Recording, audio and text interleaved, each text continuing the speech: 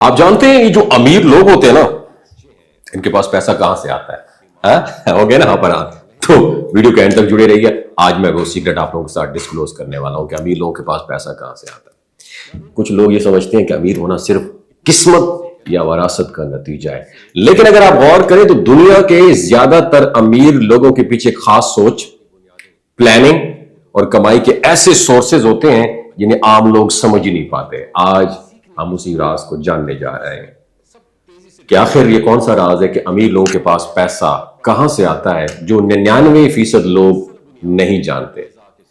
ناظرین یاد رکھیے گا، مجھے یہ راز 40 سال بعد پتہ چلا، اور اگر آپ کی 18-20 سال عمر ہے تو میں چاہتا ہوں آپ کا وقت ضائع نہ ہو. امیر لوگ صرف ایک source of income per depend نہیں کرتے. عام لوگ اپنی محنت سے جو کماتے ہیں نا وہی خرچ کر ڈالتے ہیں، لیکن امیر لوگ اپنی محنت کی کمائی کو بڑھانے کے طریقے جانتے ہیں. ان کی آمدنی کے کئی سورسز ہوتے ہیں اور یہی راز انہیں دوسروں سے یونیک بنا دیتا ہے. سمجھ آیا کہ نہیں آئی؟ اگلی بات سنیں. ان کا پہلا جو ذریعہ ہوتا ہے وہ ایکٹیو انکم ہوتی ہے.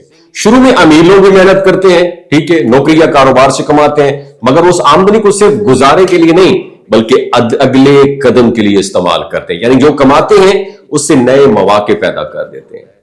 سمجھ آئی؟ دوسرا ذریعہ کاروبار اور کمپنی کا پروفٹ. زیادہ تر امیر افراد یا امیر لوگ جو ہوتے ہیں نا اپنے کاروبار یا کمپنی کے مالک ہوتے ہیں. وہ کسی اور کے لیے نہیں بلکہ اپنے لیے کام کرتے ہیں. جب کاروبار بڑھتا ہے تو ان کی دولت بھی بڑھتی ہے اور یہی پروفٹ وقت کے ساتھ انہیں فائنینشل فریڈم بھی دیتا ہے. تیسرا سورس آف انکم بتاؤں، سرمایہ کاری سے آمدنی. یہ وہ حصہ ہوتا ہے جو عام لوگ سمجھ نہیں پاتے. امیر لوگ صرف پیسے نہیں رکھتے بلکہ اسے بڑھانا جانتے ہیں. وہ اسے مختلف ایسٹس میں کھپا دیتے ہیں، جیسے سٹاک مارکیٹ، بانڈز ہو گئے، ریل اسٹیٹ ہو گئی یا کاروباری شیئرز وغیرہ ہو گئے.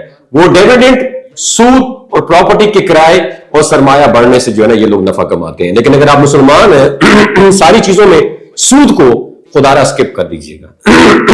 اس طرح ان کا پیسہ ان کے لیے کام کرتا ہے کہ نہ کہ وہ پیسے کے لیے کام کریں. چوتھا ذریعہ رائلٹیز اور لائسنسنگ ہے. کئی امیر لوگ اپنی ذہانت کو آمدنی میں بدل دیتے ہیں. مثلا اگر کوئی کتاب لکھ ڈالی، سافٹ ویئر ڈیزائن کر لیا، کورس ایجاد کر لیا ہو تو وہ دوسروں کو استعمال کی اجازت دے دیتے ہیں اور اس کے بدلے وہ رائلٹی بھی لیتے ہیں. یہ ایک ایسی آمدنی ہے جو آپ کے سونے پر بھی جاری رہتی ہے، یاد رکھیے گا. پانچواں ذریعہ ملٹیپل سورسز آف انکم. امیر لوگ صرف ایک رستے پر ٹرسٹ نہیں کرتے، وہ 3، 5 یا کئی سورسز آف انکم بناتے ہیں. اگر ایک بند بھی ہو جائے تو دوسرے رستے انہیں سپورٹ کرتے رہتے ہیں اور یہی مالی حفاظت کا راز بھی ہے. چھٹا ذریعہ بتاتا ہوں، بچت اور دوبارہ سرمایہ کاری. وہ سیونگ کرتے ہیں پھر انویسٹمنٹ کرتے ہیں. امیر لوگ فضول خرچی نہیں کرتے، وہ اپنی کمائی کا بڑا حصہ بچاتے ہیں اور پھر اسے دوبارہ سرمایہ کاری میں لگا دیتے ہیں. اور یہی وہ عمل ہے جسے کمپاؤنڈ گروتھ کہتے ہیں، یعنی پیسہ پیسے کو کھینچتا ہے. اور ساتواں ذریعہ بتاؤں، وراثت یا خاندانی دولت. کچھ لوگ امیر خاندانوں میں پیدا ہوتے ہیں لیکن پھر بھی اسی وقت امیر رہ سکتے ہیں جب وہ اپنی دولت کو صحیح ڈائریکشن میں یوٹیلائز کر سکیں.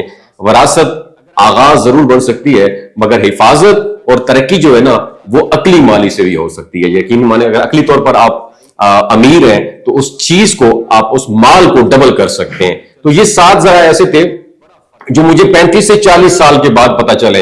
اور اگر آپ ابھی تعلیم حاصل کرتے ہیں تو آپ کو فائنینشیل ایجوکیشن بھی ضرور پڑھنی چاہیے. اور میری یہ خواہش ہے کہ پاکستان کے تمام اسکولوں میں میٹرک کے اندر ایک فائنینشیل ایجوکیشن کا بھی ایک چیپٹر ضرور ہونا چاہیے سلیبس میں. اپنا بہت خیال رکھیے گا. اللہ حافظ.